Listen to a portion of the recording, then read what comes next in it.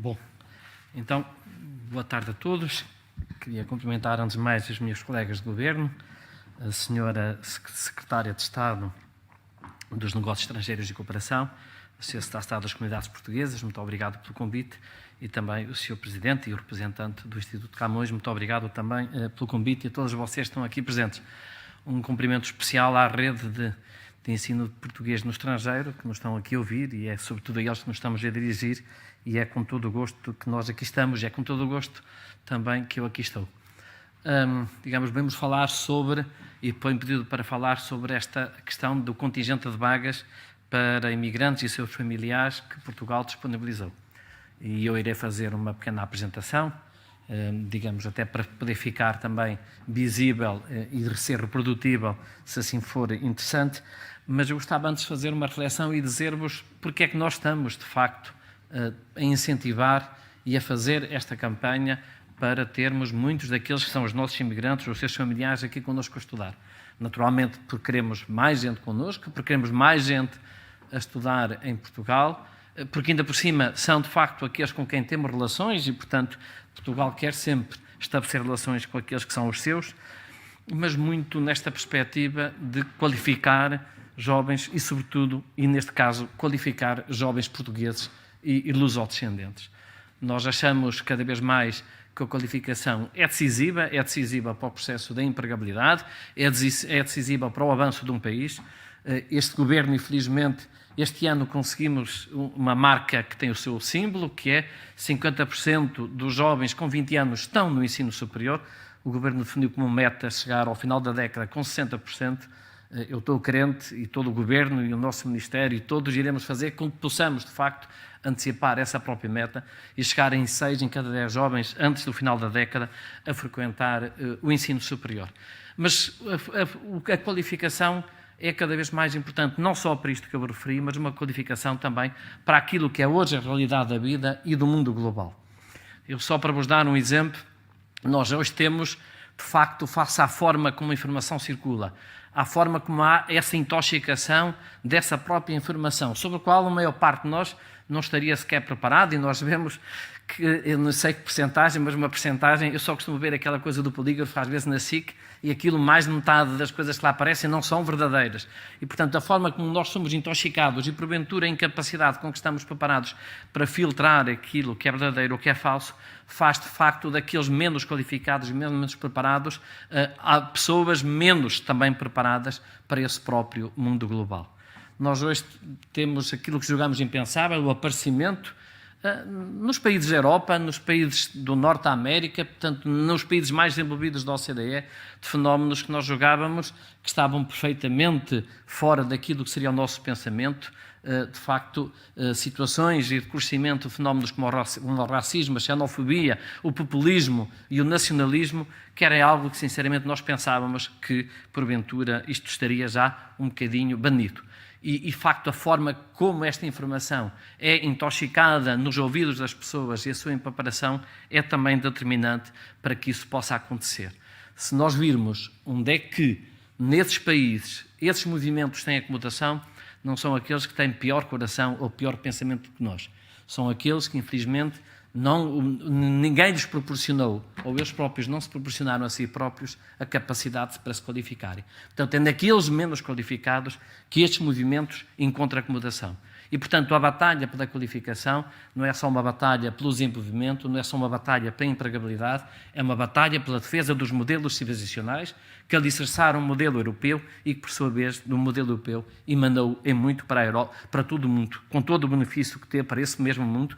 sobretudo aquilo que foi o modelo social europeu em que uns contribuem para o bem de outros. E, portanto, a qualificação que nós queremos fazer de todos os estudantes, em especial dos portugueses e dos lusodescendentes, e também, digamos, este apelo é, sobretudo, este apelo num sentido, ser português é ser-se qualificado, seja em Portugal ou em qualquer parte do mundo.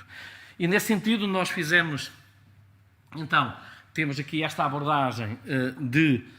podermos ter aqui este contingente especial para termos os nossos imigrantes e os seus familiares connosco. Nós começamos aqui, eu diria que esta apresentação é uma apresentação que irá ser difundida também pela nossa rede consular, irá ser difundida em diversos locais de contacto com os imigrantes e através de todas as campanhas que nós andamos a fazer e, portanto... peço desculpa. Não faz mal, não faz mal. E depois esse é o objetivo a quem não está aqui. Bom, então, digamos, eu vou vendo daqui e, portanto, eu estava a dizer que, de facto, parte desta apresentação está já feita num modo que pode ser reprodutível e tem sido um grande esforço da parte da área da ciência e tecnologia, da parte dos negócios estrangeiros, da Secretaria de Estado das Comunidades, que temos, de facto, aqui conjugados todos esses esforços para que esta informação, através do programa Estudar e Investigar em Portugal, possa ser difundida e possa chegar a quem dela necessita e, sobretudo, a quem dela queremos motivar. Nós costumamos dizer, e também para fazer esse enaltecimento do que é hoje esse Portugal diferente, esse Portugal moderno, um Portugal que é hoje o terceiro país mais seguro do mundo e que tem uma das melhores relações custo de vida, qualidade de vida. Depois também, vocês são professores de português e uma das experiências que eu gostava de relatar, até como ex-dirigente de uma instituição de ensino superior, que ainda por cima era uma instituição que era no mais interior de Portugal, era Bragança, conseguiu captar neste momento mais de 3.000 estudantes estrangeiros e a capacidade de captação está um bocadinho simbolizada aqui nestas três ideias e uma delas foi exatamente Portugal é um país da Europa e isso é de facto um fator decisivo da nossa capacidade de captação, porque ser da Europa ainda dá uma imagem de facto verdadeira e de qualidade, mas dentro da Europa porque é que nós somos tão preferidos relativamente a outros países? Por duas razões. Por aquilo que nós estamos aqui a falar, desta qualidade de vida, custo de vida, pela questão da qualidade das nossas próprias instituições de ensino superior, que ano após ano, e quem acompanha, temos visto em todas as avaliações e nos rankings internacionais, de facto, cada vez mais um bom posicionamento dessas nossas instituições de ensino superior e depois uma razão que é muito plausível, que é Portugal fala uma língua que se chama português. E essa é, de facto, dentro daquilo que era a atração pela Europa, um dos fatores mais decisivos é nós falarmos uma língua que é quase e que rapidamente vai ser falada por mais de 300 milhões de pessoas. E como professores de português, eu gostava que valorizassem também isso, naquilo que é a comunidade imigrante, a nossa comunidade, como um valor que eles têm em si próprios, o facto de poderem falar português e poderem usar essa língua. Bom, nós então temos para, digamos, aquilo que é o acesso através do Concurso Nacional de Acesso, para as licenciaturas que nós temos, ainda para os mestrados integrados, temos uma reserva de 7% de vagas para imigrantes. E às vezes não se percebe bem o alcance destes 7% de vagas para imigrantes. São mais de 3.500 vagas que estão só no setor público, universidades e politécnicos, para essa comunidade. E reparem aquilo que Portugal, o governo português, está a fazer por este conjunto, de facto, de imigrantes e lusodescendentes. Isto quer dizer que, literalmente, 7% das vagas de cada curso fica preferencialmente reservada para a comunidade imigrante. Quer dizer que num curso de 100 vagas, 7 estão reservadas para imigrantes. E só se não tivermos, de facto, essa comunidade a utilizar essas vagas, é que fica disponibilizadas para o conjunto da comunidade. E, portanto, isto revela aqui uma grande vontade de Portugal, do governo português, de fazer, de facto, essa qualificação de toda a nossa comunidade luso-descendente. O ensino superior privado tem ele próprio um concurso e também, naturalmente, tem todas as vagas disponíveis para podermos aqui fazer o acesso. Eu hesitei em demonstrar isto, mas vou mostrar, embora passe um bocadinho mais rápido, porque são aquelas questões técnicas de definição, mas que são importantes. Digamos, muitas vezes nós falamos da política global e as pessoas dizem, e agora como é que se faz, como é que isto se concretiza? E, portanto, só para rapidamente, o que é que nós estamos a falar quando falamos do contingente especial para imigrantes? O imigrante, para nós, neste conceito, ao cidadão nacional, que tivesse pelo menos 2 anos com caráter permanente num país estrangeiro, ou ainda o cônjuge, o parente, o filho, portanto, qualquer familiar em linha reta até ao 3º grau, que com ele tenha residido e que esteja com ele pelo menos durante 2 anos e que tenha idade inferior a 25 anos. Depois, também, quais são as condições de candidatura para que os imigrantes e os seus familiares possam concorrer a estes 7% de vagas numa atitude preferencial. Como eu referi, ter uma residência permanente de pelo menos 2 anos à data de conclusão do curso, a obtenção no país estrangeiro do curso secundário equivalente ao português, não ser titular já de um grau português ou estrangeiro, porque se é titular de um grau de ensino superior, nós achamos que essa preferência não faz sentido, e pode apresentar essa candidatura como imigrante, estando neste momento imigrado ou tendo regressado já a Portugal no prazo de 3 anos após o regresso a Portugal. E este é um aspecto importante, porque pensa-se que muitas vezes isto só abrange aqueles que estão atualmente numa situação de imigração, mas este prazo abrange também aqueles que já regressaram desde que estejam há menos de 3 anos. Bom, como é que se faz, digamos, do ponto de vista prático, essa candidatura? Tem que haver aqui um comprovativo da situação de imigrante ao seu familiar junto da entidade diplomática ou consular portuguesa. Tem que ter um ensino secundário do país onde é que estão, de facto, neste momento a residir ou residiram, um comprovativo desse curso e depois o certificado de equivalência do ensino secundário português. E eu gostava de dar aqui uma novidade, está um despacho assinado já pelo nosso Ministério, pela Secretaria de Estado das Comunidades e pela Secretaria de Estado da Educação, que eu antes obrigava, de facto, a que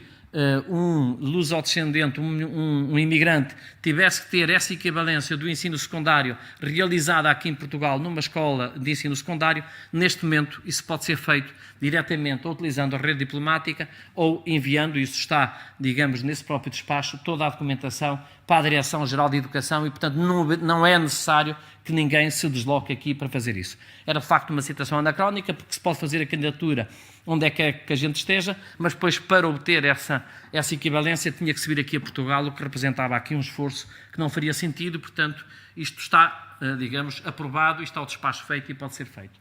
Eu agora só vou referir aqui também que, para o acesso a este contingente de imigrantes, o aluno tem que ter o ensino secundário do país onde é que está, mas em Portugal, dependendo dos cursos, nós exigimos determinadas provas, que são provas base para acesso a cursos. Sei lá, se estamos a falar de engenharia, é exigido matemática e físico-químicas. Se estamos a falar de medicina, por norma é exigido matemática, físico-químicas e biologia, geologia. Os estudantes podem realizar esses exames aqui em Portugal, o que não é a situação, digamos, mais fácil e mais cómoda, mas há um conjunto que abrange a maior parte dos países onde é que temos a grande concentração de imigrantes, que podem realizar esses mesmos exames na continuação do seu ensino secundário nos países onde é que residem, e isso, por analogia, é válido aqui em Portugal e, portanto, é o que reflete, digamos, este prospecto, este PowerPoint. Há aqui só um aspecto que eu gostava de chamar, e mais uma vez eu peço desculpa por estar a ser tão prático, digamos, mais do que político, mas esse aspecto aqui também é importante, este ano, como temos a questão do Covid, houve uma série de países, não foi o caso de Portugal, que não realizaram exames finais. E, portanto, uma questão que se colocava logo é o que é que nos vão acontecer em países como o Reino Unido ou como a Suíça, onde é que, de facto, não houve exames finais e como é que nós agora vamos ter esses exames para nos candidatarem aqui em Portugal. Portanto, nós utilizamos aqui uma prerrogativa que, não tendo realizado exames no país de origem por esta situação do Covid, nós aceitaremos como nota de exame a nota da classificação final dessa disciplina que o aluno teve. A nota que ele teve a matemática, ou a nota que ele teve a física, ou a nota que ele teve a biologia. E, portanto, isso será aceito como prova suficiente e como condição suficiente para o exame e, portanto, é isso também que vos queremos dizer aqui com esta informação. Depois gostávamos de falar, para além deste contingente que já se percebeu, que é o contingente do Concurso Nacional de Acesso, sobre o qual normalmente acedem os alunos do científico-humanístico que estão nos países de imigração, era aquilo que vulgarmente nós chamamos os antigos liceus, portanto, esta será a forma, digamos, como eles acedem com toda a naturalidade, mas eu gostava de referir algo que nos parece muito importante e sobre o qual, quer nós, quer a Secretaria de Estado das Comunidades, está muito empenhada nessa questão também, até pela experiência que temos, que é uma via que criamos este ano, que é para os alunos das vias profissionalizantes. Ou seja, nós este ano, em Portugal, criamos uma via de acesso para os alunos do ensino profissional, que em Portugal já representam 45% do ensino secundário, mas sobre o qual só neste momento 18% desses alunos prosseguem para o ensino superior. E o nosso objetivo é, como já perceberam, qualificar cada vez mais portugueses, para ter cada vez mais portugueses a ter a capacidade de fazer o exercício à cidadania e estar inerentes ao modelo civilizacional, como de facto nós fomos animados. E, portanto, há aqui, o problema que aqui havia é que nós temos um conjunto de jovens que faz um determinado percurso formativo e que depois vai ter uma avaliação, que era uma avaliação que não tem a ver com aquilo que foi o seu percurso formativo, mas com o percurso formativo de uma outra forma, que era o percurso científico, do científico humanístico. O próprio relatório da OCDE da avaliação ao ensino superior português relatou aquilo que era a nossa opinião, que isto não é, além de ser injusto, não é adequado e não é condizente com esse objetivo de qualificarmos cada vez mais portugueses. E, portanto, nós criamos esta via de acesso em que os alunos são avaliados mediante duas condições: aquilo que é necessário para prosseguir estudos no superior, mas aquilo que foi também a sua aquisição de competências ao longo deste percurso formativo, que não é melhor nem pior, é diferente e que eles próprios realizaram. E eu aqui estou-me a dirigir a professores de português e gostávamos de falar da importância que vocês têm para nós todos, para o país, e da importância que vocês todos têm para o sistema de educação e para esta captação de jovens. Quando nós vemos estes jovens do ensino profissional e tão poucos a prosseguir estudos, o que nós vemos é que eles não têm, a experiência própria que eu também tenho enquanto dirigente, não há menor capacidade intelectual ou menor herança genética nestes jovens que prosseguiram, de facto, esta via. Eles prosseguiram esta via, sentiam mais essa vocação. Vêm muitos estratos socioeconómicos cujos pais não foram qualificados e, portanto, não valorizam a qualificação e, naturalmente, encontraram nisso um percurso alternativo e bom de ser formado. Agora, isso, de facto, foi esse percurso, mas o percurso seguinte é a qualificação e essa é a nossa própria obrigação. E nós vemos muitas vezes nestes jovens com esta relação de facto familiar, que a própria família, pela falta de qualificação que teve, não incentiva estes jovens a prosseguir estudos, às vezes com argumentos que não são, digamos, nem interessam, muitas vezes não são reais, mas menos que reais não interessa, penso eu, que discuti-los como base, que é: não vale a pena tirares um curso porque vais ganhar menos ou não vais ganhar mais do que se for já a trabalhar, quando não é esse, hoje em dia, o que está em discussão quando nós qualificamos alguém. E a minha experiência é que o que é determinante e quem pode, de facto, fazer aqui um grande trabalho de substituição dessa própria relação são os professores. São os professores do profissional, de facto, que podem ter essa capacidade de interação dos alunos e motivá-los para o próprio prosseguimento de estudos. E isto é um desígnio nacional. Nós temos que fazer do ensino superior, cada vez mais, um elevador social e um promotor, de facto, das migrações sociais entre aqueles que nasceram num extrato socioeconómico mais favorecido e aqueles que nasceram num extrato socioeconómico mais favorecido. Esse também é um desígnio do ensino superior e é uma obrigação para que os filhos das profissões não continuem inexoravelmente nas profissões. E porquê é que eu estou a fazer esta abordagem, a gastar um bocadinho de tempo? Nos percursos que temos feito, já em anos anteriores, para a divulgação também,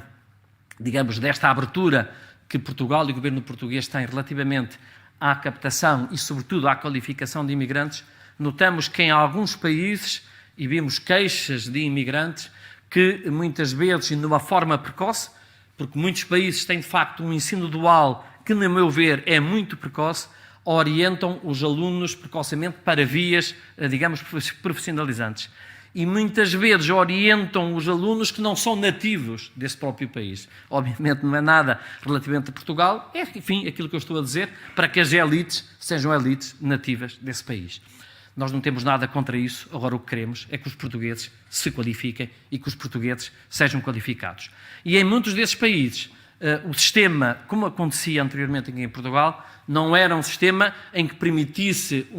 uma razoável e uma justa acesso ao ensino superior. E, portanto, muitos destes jovens ficam, e desses nossos lusodescendentes, ficam, de facto, amarrados, de facto, nisto que é esta realidade, e sem muita capacidade para prosseguir estudos. Pois o que nós fizemos aqui, este ano criamos esta medida para os estudantes que estão aqui em Portugal, mas esta medida está também aberta, com grande esforço, para toda a nossa comunidade imigrante. E daí eu peço desculpa do tempo que estou a gastar, mas é para dizer exatamente, pela realidade que nós conhecemos, que os alunos do ensino vocacional e do ensino profissional em diversos países da Europa, nos quais, porventura, pode não ser tão simples, nem tão fácil, nem tão justo o acesso, têm aqui, em Portugal, também uma forma de se continuarem a qualificar e, portanto, de poderem prosseguir para as licenciaturas e para os mestrados integrados.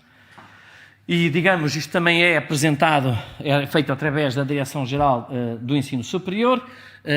tem 3 avaliações, é a classificação final do curso, as provas finais que são realizadas neste curso, que em Portugal, só para ajudar a perceber, chamam-se as PAPs, as provas de aptidão pedagógica, e depois tem provas que são feitas nas próprias instituições de ensino superior para poderem fazer esse acesso.